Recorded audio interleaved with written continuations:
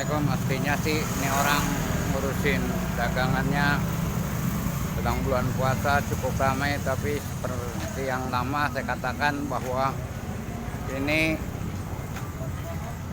orang ini ternyata lebih cenderung berbuat membagikan santunan untuk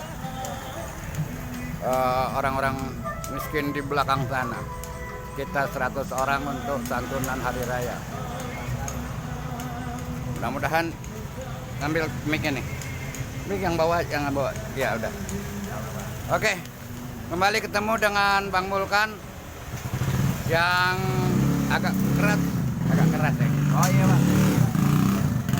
Finishing di 20 hari jelang setelah Ramadan, siap berbagi. 10 hari Bang. Setelah 20 hari tinggal 10 hari lagi. Oke, Bang Mulkan. Apa aja nih yang mau dibagikan? Ya, Assalamualaikum warahmatullahi wabarakatuh. Alhamdulillah ya, kita udah progres dari paket lebaran ini mungkin udah sekitar 75 sampai 80% itu Bang Matar.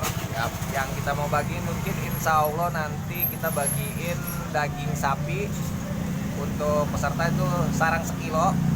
Jadi setiap peserta dapat daging sapi itu sekilo, terus beras, terus sirup, dan mungkin insya Allah nanti ada amplopnya Ya. untuk para mustahiknya. Itu Bang Matar. Sumber pemasukannya dari mana?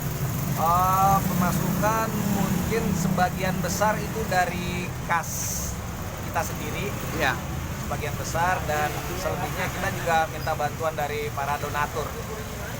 Ya, tapi juga ini juga ada macam-macam. Jadi kita minta nggak cuma sekedar duit gitu loh. Kita juga minta bantuannya mungkin kayak sirup, kayak beras juga langsung gitu loh. Bentuknya langsung yang mau dibantu. Untuk berapa orang ya? Insya Allah untuk sekitar 100 orang. Berapa total biayanya? Sekitar 50 juta. 50 juta. Tercover ya insya Allah. Insya Allah, bismillah. Oke, kita balik ke belakang. Ini tahun kedua. Tahun pertama cuma daging sama beras. Tahun pertama enggak, tahun pertama komplit Bang. Oh, Tahun pertama itu selain daging, beras, itu juga ada kue nastar dan brownies. sekarang diganti, kenapa dirubah?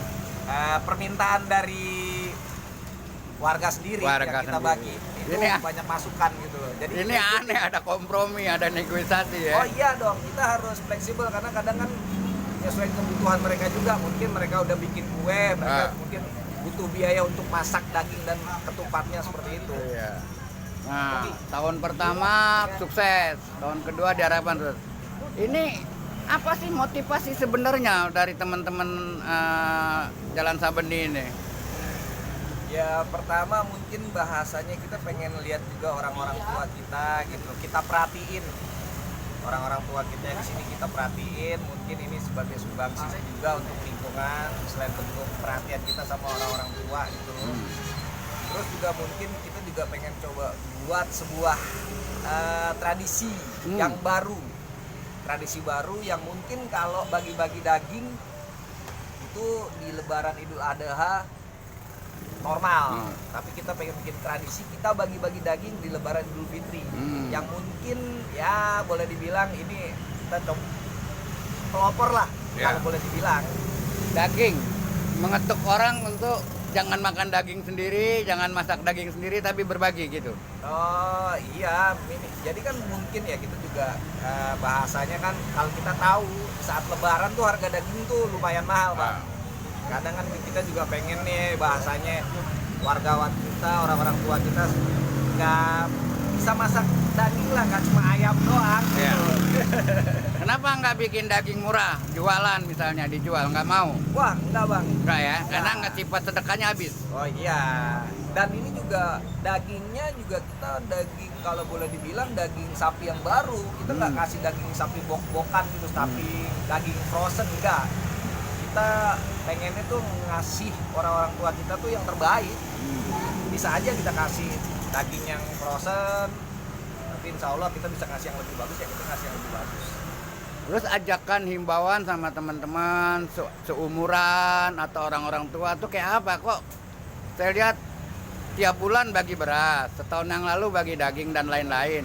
Tapi kaunya cuma sekelompok kecil sendirian aja kalau boleh dibilang gitu. Kenapa nggak ajak-ajak yang lain?